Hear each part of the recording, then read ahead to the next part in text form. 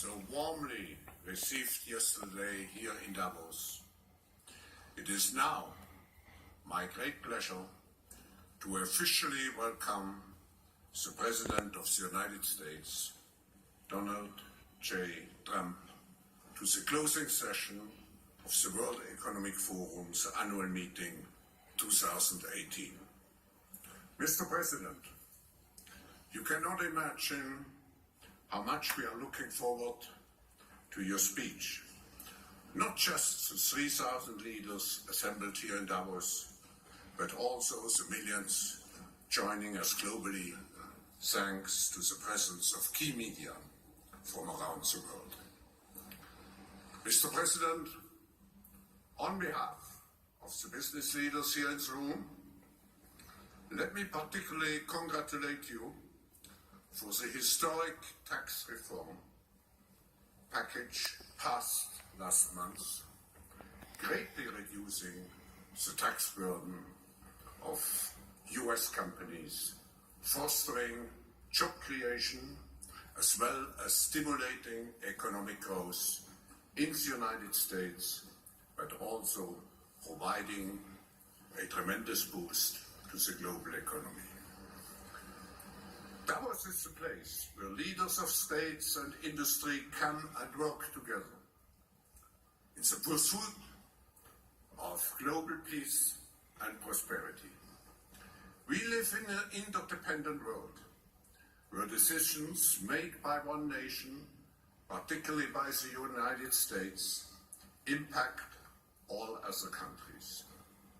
I believe that today we need to strike the right balance between the necessary rebuilding of national social contracts and at the same time strengthening our multilateral system to address critical issues such as trade, investment, terrorism, and migration, to name just a few.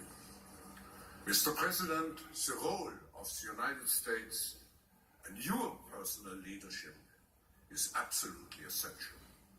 For this reason, your message here has tremendous relevance. Of course, I'm aware that your strong leadership is open to misconceptions and biased interpretations.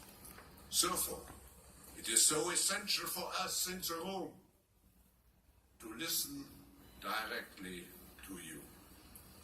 This forum, as it has done for nearly 5 decades, should create a base for dialogue and global cooperation where, and I quote you, Mr. President, strong sovereign nations with different values, different cultures, and different dreams do not just coexist, but work side by side on the basis of mutual respect.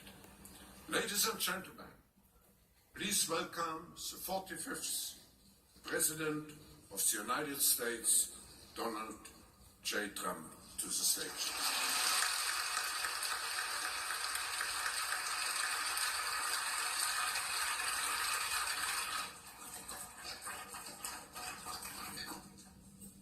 Thank you, Klaus, very much. It's a privilege to be here at this forum where leaders in business, science, art, diplomacy, and world affairs have gathered for many, many years to discuss how we can advance prosperity, security, and peace. I'm here today to represent the interests of the American people and to affirm America's friendship and partnership in building a better world. Like all nations represented at this great forum, America hopes for a future in which everyone can prosper and every child can grow up free from violence, poverty, and fear. Over the past year, we have made extraordinary strides in the U.S. We're lifting up forgotten communities, creating exciting new opportunities, and helping every American find their path to the American dream, the dream of a great job, a safe home, and a better life for their children. After years of stagnation, the United States is once again experiencing strong economic growth. The stock market is smashing one record after another and has added more than $7 trillion in new wealth since my election. Consumer confidence, business confidence, and manufacturing confidence are the highest they have been in many decades. Since my election, we've created 2.4 million jobs, and that number is going up very, very substantially. Small business optimism is at an all-time high. New unemployment claims are near the lowest we've seen in almost half a century. African American unemployment has reached the lowest rate ever recorded in the United States, and so has unemployment among Hispanic Americans. The world is witnessing the resurgence of a strong and prosperous America. I'm here to deliver a simple message. There has never been a better time to hire, to build, to invest, and to grow in the United States. America is open for business, and we are competitive once again. The American economy is by far the largest in the world, and we've just enacted the most significant tax cuts and reform in American history. We've massively cut taxes for the middle class and small businesses to let working families keep more of their hard-earned money. We lowered our corporate tax rate from 35% all the way down to 21%. As a result, millions of workers have received tax cut bonuses from their employers in amounts as large as $3,000. The tax cut bill is expected to raise the average American's household income by more than $4,000. The world's largest company, Apple, announced it plans to bring $245 billion in overseas profits home to America. Their total investment into the United States economy will be more than $350 billion over the next 5 years. Now is the perfect time to bring your business, your jobs, and your investments to the United States. This is especially true because we have undertaken the most extensive regulatory reduction ever conceived. Regulation is stealth taxation. The U.S., like many other countries, unelected bureaucrats, and we have, believe me, we have them all over the place, and they've imposed crushing and anti-business and anti-worker regulations on our citizens with no vote, no legislative debate, and no real accountability. In America, those days are over. I pledged to eliminate 2 unnecessary regulations for every 1 new regulation. We have succeeded beyond our highest expectations. Instead of 2 for 1, we have cut 22 burdensome regulations for every 1 new rule. We are freeing our businesses and workers so they can thrive and flourish as never before. We are creating an environment that attracts capital, invites investment, and rewards production. America is the place to do business. So come to America, where you can innovate, create, and build. I believe in America. As President of the United States, I will always put America first, just like the leaders of other countries should put their country first also. But America first does not mean America alone. When the United States grows, so does the world. American prosperity has created countless jobs all around the globe, and the drive for excellence, creativity, and innovation in the U.S. has led to important discoveries that help people everywhere live more prosperous and far healthier lives. As the United States pursues domestic reforms to unleash jobs and growth, we are also working to reform the international trading system so that it promotes broadly shared prosperity and rewards to those who play by the rules. We cannot have free and open trade if some countries exploit the system at the expense of others. We support free trade, but it needs to be fair and it needs to be reciprocal, because in the end, unfair trade undermines us all. The United States will no longer turn a blind eye to unfair economic practices, including massive intellectual property theft, industrial subsidies, and pervasive state-led economic planning. These and other predatory behaviors are distorting the global markets and harming businesses and workers not just in the U.S. but around the globe. Just like we expect the leaders of other countries to protect their interests, as President of the United States, I will always protect the interests of our country, our companies, and our workers. We will enforce our trade laws and restore integrity to our trading system. Only by insisting on fair and reciprocal trade can we create a system that works not just for the U.S., but for all nations.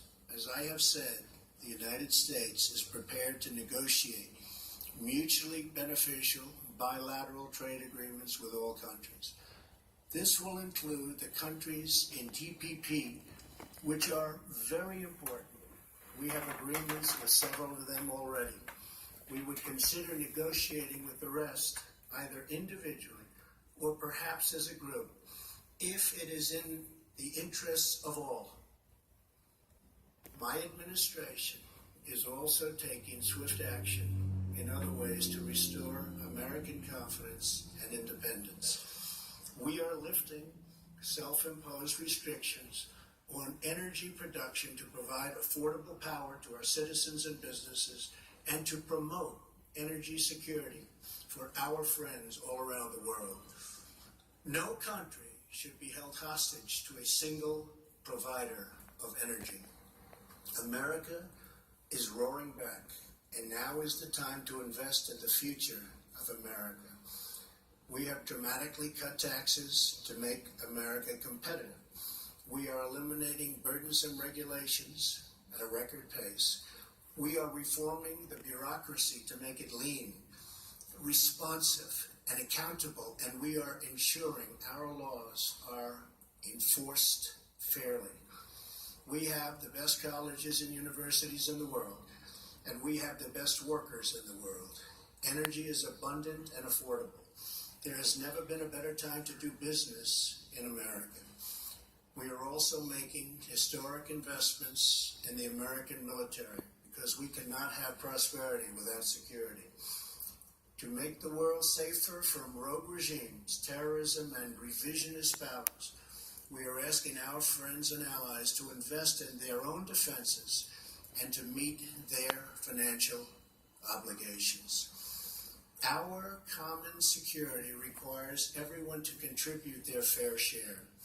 My administration is proud to have led historic efforts at the United Nations Security Council and all around the world to unite all civilized nations in our campaign of maximum pressure to denuke the Korean Peninsula. We continue to call on partners to confront Iran's support for terrorists and block Iran's path to a nuclear weapon.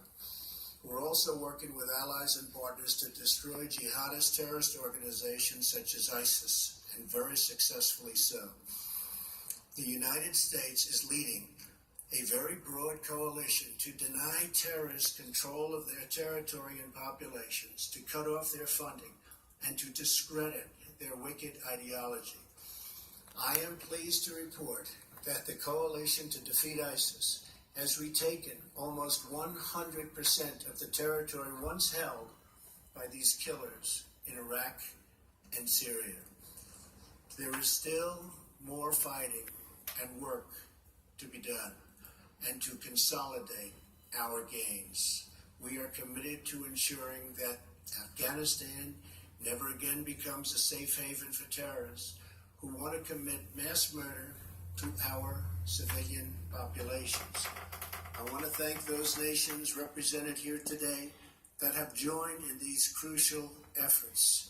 You are not just securing your own citizens, but saving lives and restoring hope for millions and millions of people. When it comes to terrorism, we will do whatever is necessary to protect our nation. We will defend our citizens and our borders. We are also securing our immigration system as a matter of both national and economic security. America is a cutting-edge economy, but our immigration system is stuck in the past. We must replace our current system of extended family chain migration with a merit-based system of admissions that selects new arrivals based on their ability to contribute to our economy, to support themselves financially, and to strengthen our country. In rebuilding America, we are also fully committed to developing our workforce. We are lifting people from dependence to independence because we know the single best anti-poverty program is a very simple and very beautiful paycheck. To be successful, it is not enough to invest in our economy. We must invest in our people. When people are forgotten, the world becomes fractured. Only by hearing and responding to the voices of the forgotten can we create a bright future that is truly shared by all. The nation's greatness is more than the sum of its production. A nation's greatness is the sum of its citizens, the values, pride, love, devotion, and character of the people who call that nation home. From my first international G7 summit, to the G20, to the UN General Assembly, to APEC, to the World Trade Organization, and today at the World Economic Forum, my administration has not only been present, but has driven our message that we are all stronger when free, sovereign nations cooperate toward shared goals, and they cooperate toward shared dreams. Represented in this room are some of the remarkable citizens from all over the world. You are national leaders, business titans, industry giants, and many of the brightest minds in many fields. Each of you has the power to change hearts, transform lives, and shape your country's destinies. With this power comes an obligation, however, a duty of loyalty to the people, workers, customers, who have made you who you are.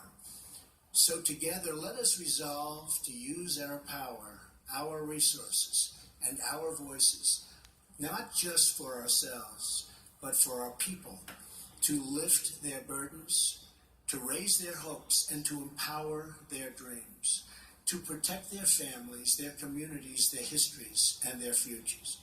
That's what we're doing in America, and the results are totally unmistakable. It's why new businesses and investment are flooding in. It's why our unemployment rate is the lowest it's been in so many decades. It's why America's future has never been brighter. Today I am inviting all of you to become part of this incredible future we are building together. Thank you to our hosts. Thank you to the leaders and innovators in the audience.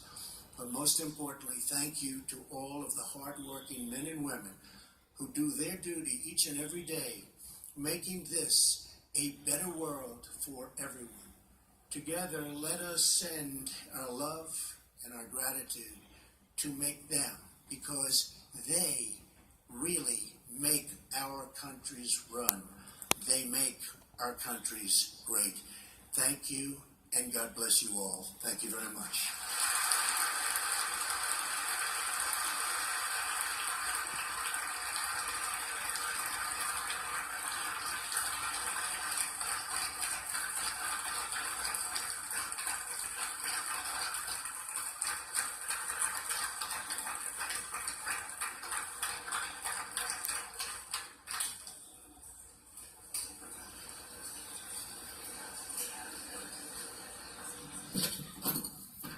Thank you very much. Thank you, Mr. President, for this inspiring speech. As it is tradition at the forum, I will ask you one or two questions. And my first question is, why is the tax reform, why has it been of such a high priority for your administration?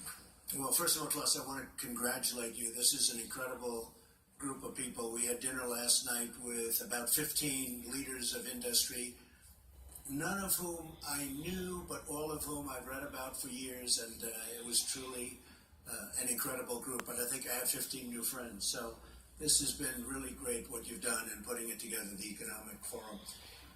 The tax reform was a dream of a lot of people over many years, but they weren't able to get it done.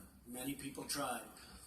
And Ronald Reagan was really the last to make a meaningful cut and reform. And ours is cutting and reforming. We emphasize cut, but the reform is probably almost as important. We've wanted to do it. It is very tough politically to do it. Hard to believe that would be, but it is very, very tough. That's why it hasn't been done in close to 40 years. And once we got it going, it was going, and the big, and I wouldn't say a total surprise, but one of the big things that happened and took place is AT&T and some others came out very early and they said they were going to pay thousands and thousands of dollars to people that work for their companies. And you have 300,000, 400,000, 500,000 people working for these companies. And all of a sudden it became like a big waterfall, a big beautiful waterfall, where so many companies are doing it. And even today they just announced many more, but every day they announce more and more. And now it's a fight for who's going to give the most. It started at 1,000, now we have them up to 3,000. This is something that we didn't anticipate. Oftentimes in business, things happen that you don't anticipate. Usually that's a bad thing, but this was a good thing. This came out of nowhere. Nobody ever thought of this as a possibility even. It wasn't in the equation. We waited, we said wait till February 1st when the checks start coming in, and people, Klaus, have a lot more money in their paycheck, because it's not just a little money. There's a lot of money for people making a living doing whatever they may be doing. And we really thought February 1st it was going to kick in and everybody was going to be, well, we haven't even gotten there yet. And it's kicked in, and it's had an incredible impact on the stock market and the stock prices. We've set 84 records since my election, record stock market prices, meaning we hit new highs 84 different times out of a one-year period. And that's a great thing. And in all fairness, that was done before we passed the tax cuts and tax reform.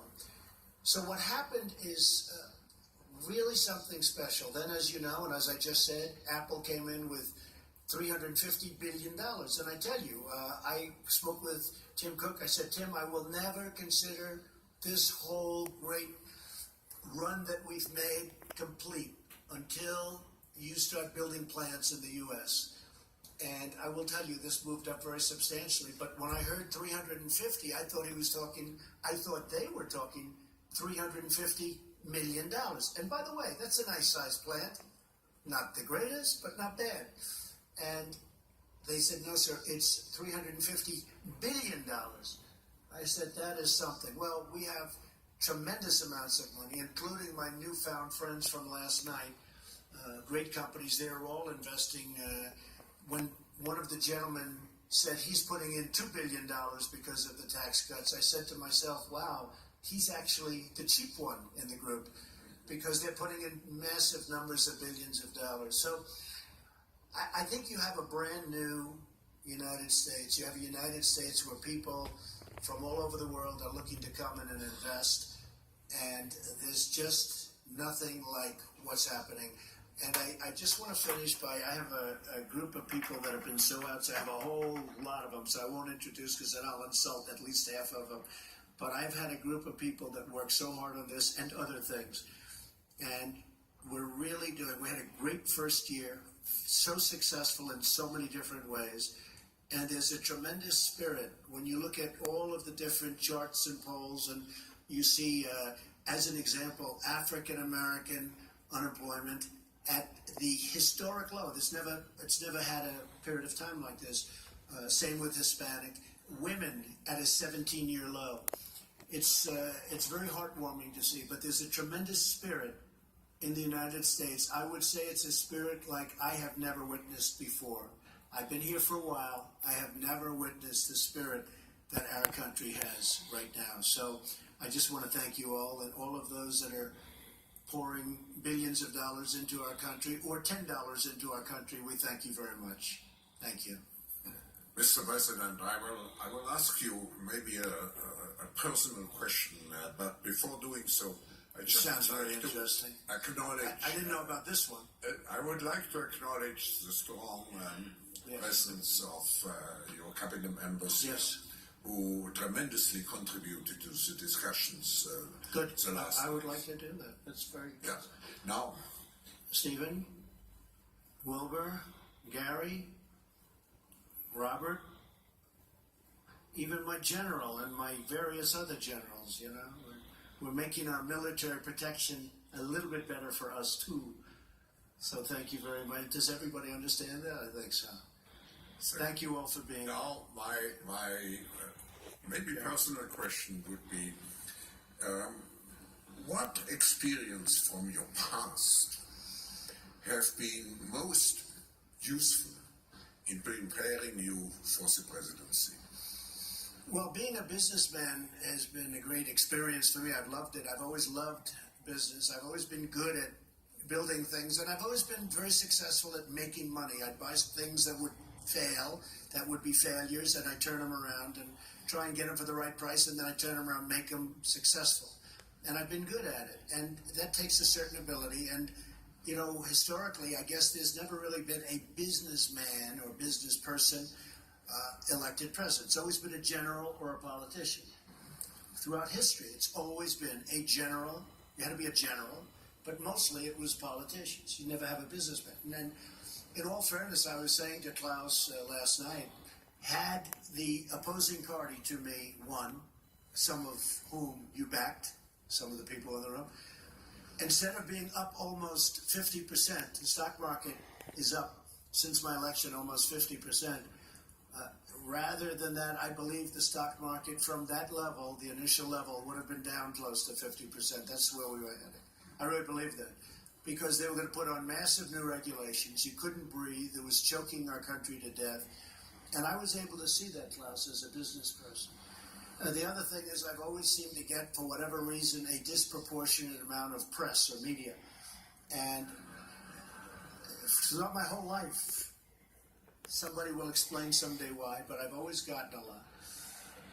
And as a businessman, I was always treated really well by the press. You know, the numbers speak and things happen, but I've always really had a very good press. And it wasn't until I became a politician that I realized how nasty, how mean, how vicious, and how fake the press can be as the cameras start going off in the back. But overall, I mean, the bottom line, somebody said, well, they couldn't have been that bad because here we are, we're president, and I think we're doing a really great job with my team. I have a team of just tremendous people, and I think we're doing a very special job, and I really believe it was time, and it was time to do that job, because I don't think the United States would have done very well if it went through 4 or 8 more years of regulation and really a very anti-business group of people. We have a very pro-business group. We have regulations cut to a level. In the history of our country, Klaus, this was reported recently, in 1 year, we've cut more regulations in my administration than any other administration in 4, 8, or 16 years in the one case. We've cut more regulations in 1 year, and we have a ways to go. I mean, we're probably 50% done, and we're going to have regulation. There's nothing wrong with rules and regulations. You need them. But we've cut more than any administration ever in the history of our country, and we still have a ways to go. So I think between that and the tremendous tax cuts, we've really done something. And one other thing I said, and I saw it last night with some of the leaders and the business people, I think I've been a cheerleader for our country. and everybody representing a company or a country has to be a cheerleader, or no matter what you do, it's just not going to work. And the reason I'm a cheerleader is because it's easy, because I love our country, and I think we're just doing really well. And we look forward to seeing you in America, special place, and where you are is a special place also. Thank you all very much. I appreciate it. Thank you. Thank you very much, Mr. President, for being with us. The World Economic Forum community who is assembled here will be certainly, and I quote you from the last piece of your remarks, will be certainly be among the hard-working men and women who do their duty each and every day, making this world a better place for everyone. Thank you very much. Thank you. Thank you very much, everybody. Thank you.